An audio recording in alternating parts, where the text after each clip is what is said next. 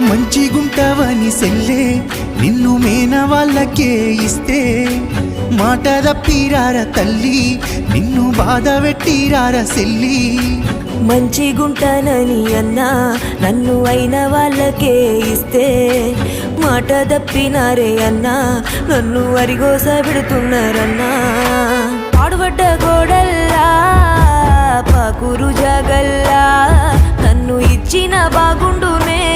చదువురానోని సేతుల్లా అయ్యో ఏమి చేద్దునే సెల్లెలా వాళ్ళ గుణము తెలువపాయే నీ మంచి గోరి చేస్తే వాళ్ళకింత భారమాయే రావేమే సెల్లే నీ రాక కొరకు నేను ఎదురు